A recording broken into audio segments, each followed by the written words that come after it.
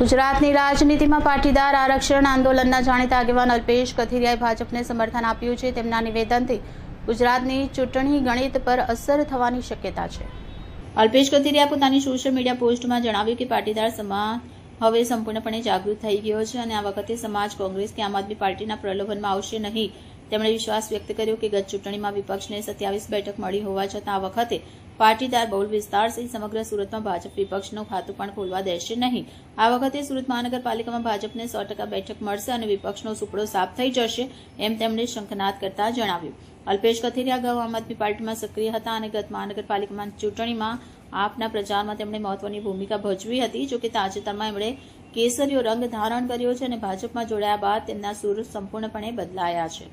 પાટીદાર સમાજમાં તેમની પકડને ધ્યાનમાં લેતા તેમના આ નિવેદનને સુરતના રાજકીય ગલીપચીમાં ગરમાવો લાવનાર માનવામાં આવી રહ્યું છે। કથિરિયાના નિવેદનથી આગામી દિવસોમાં સુરતનું રાજકારણ વધુ તેજ બનાવવામાં એંધાણ છે, જ્યાં ભાજપ, કોંગ્રેસ અને આમ આદમી પાર્ટી વચ્ચે ત્રિપાંખીય સંઘર્ષ જોવા મળી શકે છે।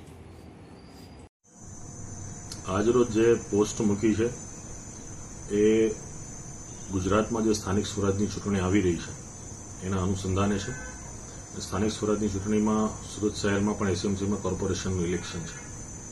છેલ્લા 10 વર્ષથી જોઈએ છે કે જ્યાં સૌરાષ્ટ્રવાસી વિસ્તાર છે, પાટીદાર સમાજની પણ વસ્તી છે, એવા મહુબુલ્ક વિસ્તારની અંદર 9 થી 10 જેટલા વોર્ડ સુરત શહેરમાં છે।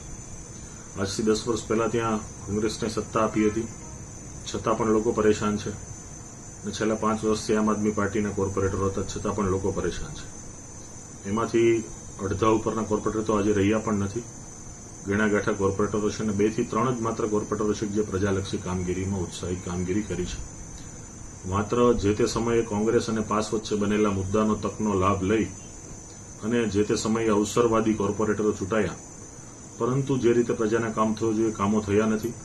એટલે આ વખતે પ્રજાએ વિકાસની સાથે રહેવાનું, કમળની સાથે રહેવાનું અને ભારતીય જનતા પાર્ટી સાથે રહી અને સમગ્ર સુરત શહેરની અંદર કઈ રીતે ભગવો લહેરાય એ માટેનો સૌએ પ્રયાસ કરવાનો છે અને અમે પણ આ દિશામાં આગળ વધીશું આવનારા દિવસની અંદર સંપૂર્ણપણે।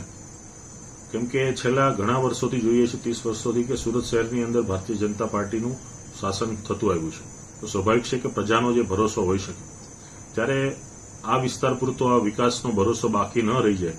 સંપૂર્ણ લોકશાહીની પરિભાષામાં જ લોકશાહીના સ્થાને રાખી અને આવનારા દિવસોમાં લોકોની સાથે સંવાદની ચર્ચાઓ કરી અને કઈ રીતે એક સાથે જ ભારતીય જનતા પાર્ટીને મદદરૂપ થઈ શકાય અને આ વિસ્તારને પણ પ્રાયોરિટી મળે અને આ જે બહુમુલ્ક પાટીદાર સમાજ અને સૌરાષ્ટ્રવાસી જે વિસ્તાર છે એ પણ આ વિકાસની ગાથામાં ભળે અને સંપૂર્ણ સુરત શહેરમાં મજબૂતાઈથી સંપૂર્ણ ભગવો લહેરાય એ માટેનો અમારો પ્રયાસ રહેશે।